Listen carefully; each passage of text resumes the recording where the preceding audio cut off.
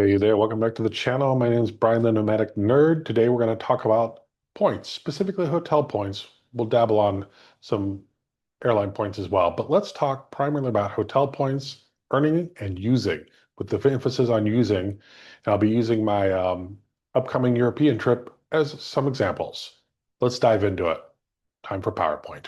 Okay, let's walk into the primary tools I use for points in my day-to-day spending and why I chose them. And then we'll go into how I use them for points and some point schemes that I've been doing to book European vacations. So let's start with the cards. Obviously, Chase Sapphire Preserve, American Express. These are my two workhorse cards. I use Chase Sapphire for Airbnbs and food, in the Platinum for everything else. You might ask, why don't you use the gold for food if you're such an American Express fanboy? It's quite simple. I don't know what it is with American Express or travel cards, but they have this like affinity for only working inside the US for points. You can use them everywhere, but you don't get the X multiplier points on food outside the US. I've tried a lot of places. Not a problem with Chase Sapphire Preferred. So I use that for food now. I canceled my Go card, went to Chase Sapphire for food, basically. And then they added on the Airbnb benefits, so I use it there too.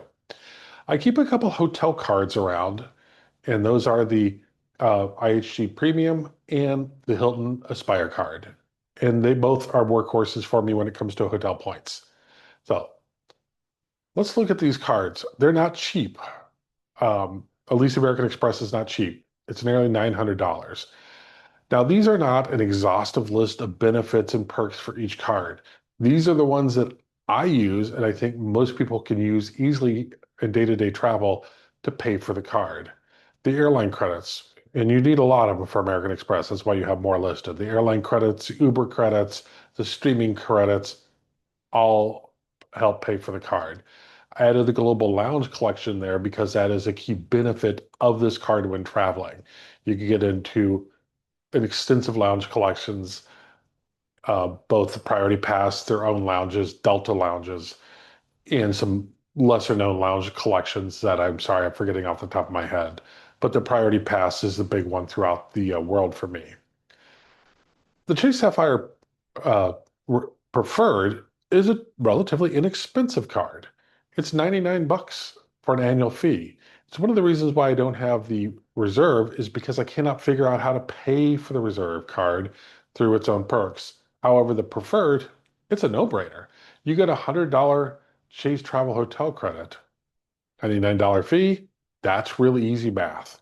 It pays for itself as soon as you book a hotel on the Chase. Make sure I book one every year.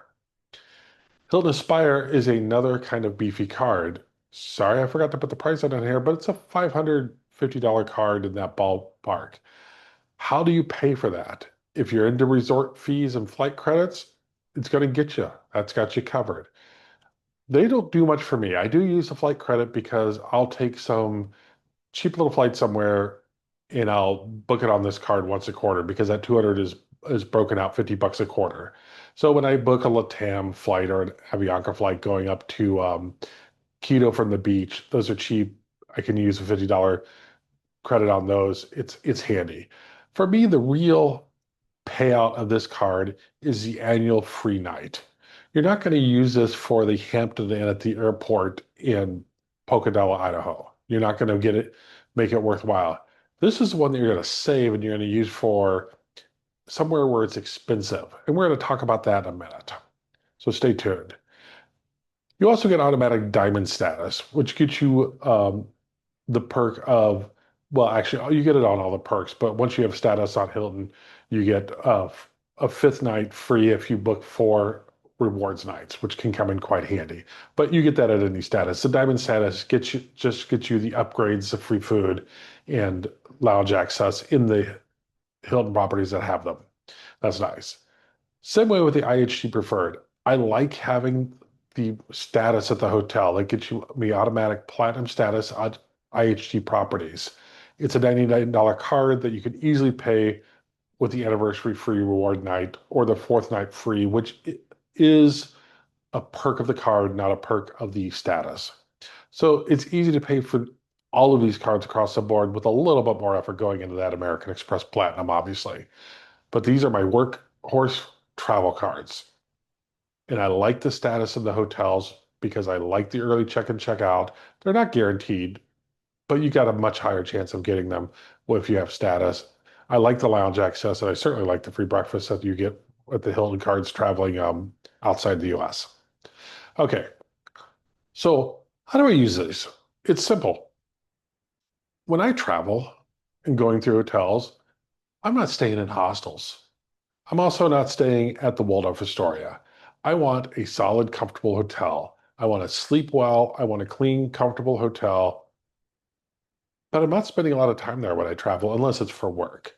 When I'm traveling for uh, personal fun, vacations, I'm out and about in the city. I'm not spending time in the hotel. So I don't need fancy. I just need base comfortable. I think that's probably what most people want. That's why I like the IHGs. You've got those overseas Holiday Inns. They're solid. They're nice hotels, nice properties, but they're not particularly expensive. And there's many flavors of IHG properties for different spending desires and different comfort levels. But in general, you can find reasonably cost, not low tier budget, but reasonably cost, comfortable hotels. Same way with Hilton. Hilton's a little pricier, but you can still find some pretty comfortable hotels around the world that aren't too crazy price. And sometimes Hilton's the only game in town because Hilton's a big brand all over the place. So I book usually cash when get a hotel. I don't use the points unless I get some really good value out of it. So I save the points for slightly more expensive hotels that still have low point valuations. So I can get the most bang for the buck out of my points. Now I will admit, I have a lot of IHG points, and I'll pretty much drop those on an instant to book a airport hotel because the points for those are usually pretty low on the point scale, and they're a little overpriced usually being near an airport. So I use them a lot there just to get that one night at the airport. I'll book it on points so I don't have to pay too much for that airport hotel that I'm going to be at, for 8 hours. Now, when it gets really expensive is when I start using those free nights. We'll talk about that in a minute. Let's go over an example of how I'm using these. So we're going to Rome. We're staying at a Hilton Garden Inn in Rome. That's literally $500 a night. Would I stay there normally? No. Does my family want to stay there? Yes. That's where my kids are booked. That's where they want to stay. Well, guess what? That's where I'm staying now. So I didn't want to pay that much. That would have been, a couple thousand plus for that. So I took the bonus offer, mixed it with the little platinum points that you can cross over to Hilton at 2 to 2.5x, depending on what specials are going on, and booked my entire stay in Rome off those points for free. You gotta love that. You can say, oh, it's not free because you paid for the card. No, I didn't pay for the card. I'll show you that in a minute. That card ended up being free for me at the end of the day. So they got the point value, mixed in some American Express points. Boom, I got a free hotel in Rome, one of the more expensive markets there is in this planned trip that we have. As I mentioned before, I use the points where the cash really hurts. Rome is a prime example. Munich is another example. In this case, it actually wasn't the points. Remember that free night that I mentioned every year for a Hilton Honors card? I used one of those free nights in Munich. The rates in Munich were crazy insane. They were even more expensive than Rome. I didn't understand why until I realized it was Oktoberfest that weekend. So normally I would have just skipped it all, but I really wanted to go to Oktoberfest once I found out it was there. I didn't want to pay that much, so I plopped down the free night from Hilton. So, which was way more than the annual fee for the card. So that's gone. I get a free night.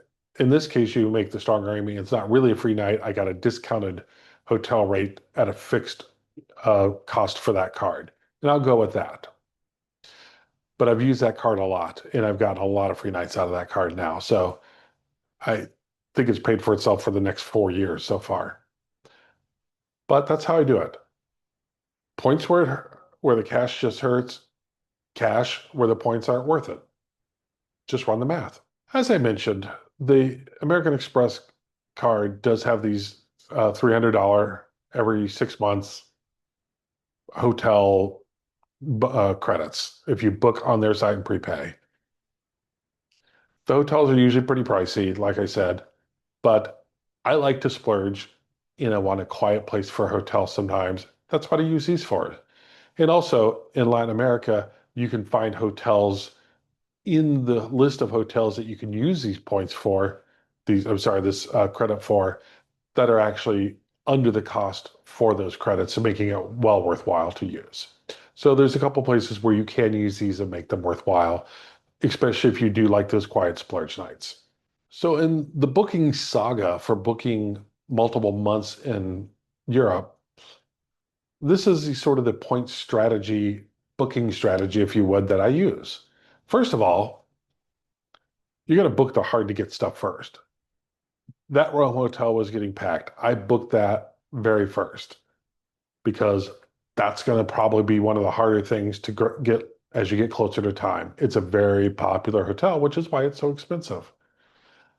Hotels on islands, specifically for me, it's going to be the islands up in Scotland. There's not a lot of hotels, and those book up, and you're stuck not on that island if you can't find a hotel room or an Airbnb. So I booked those first.